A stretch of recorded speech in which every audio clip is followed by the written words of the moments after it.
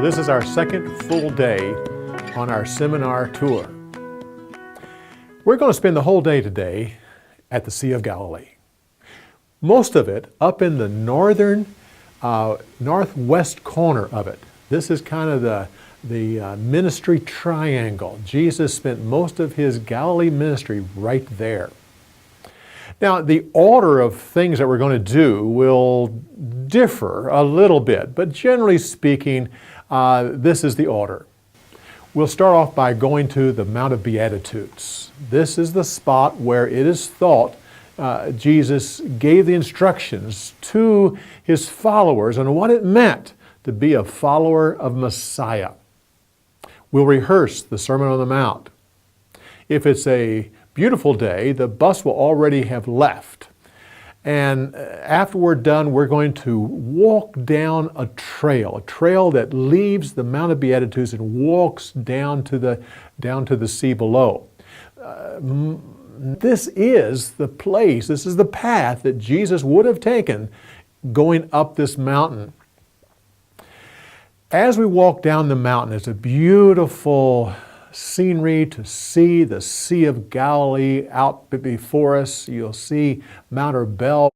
We'll come to the place that it is traditionally believed Jesus met his disciples when he said, after the resurrection, I'll meet you in Galilee. This is at least where we're going to celebrate that story. Now, as we leave that spot, we'll go a little bit farther down. There's a little cave. It's called the Eye of God because of the shape of it. And it looks out over the Sea of Galilee. And this is where we'll celebrate the story of when Jesus got up in the night before dawn and went out to pray. Now, we don't know exactly where he did go, but many of us have felt that if it was us, this is exactly where we'd gone. You go there in the early before sunlight hours, and then as it gets light, the sun rises right in front of you over the Sea of Galilee.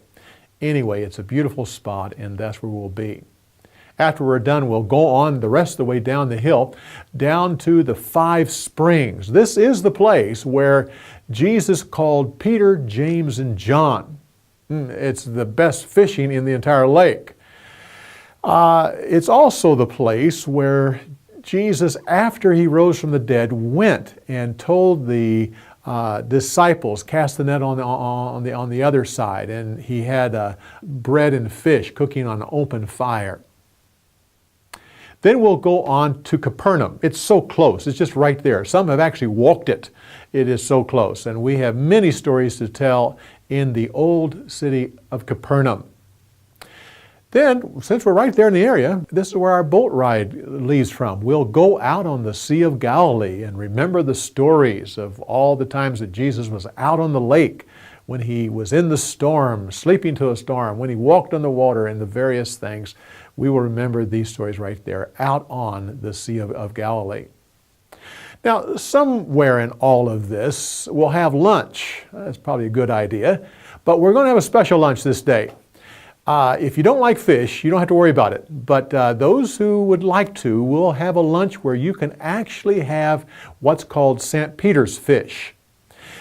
This remembers the story when Peter didn't know whether his master paid the temple tax, and Jesus told him to go and cast out a hook and catch a fish, and in its mouth would be a coin that would pay for both of them. Well, that is a particular fish that lives in the Sea of Galilee.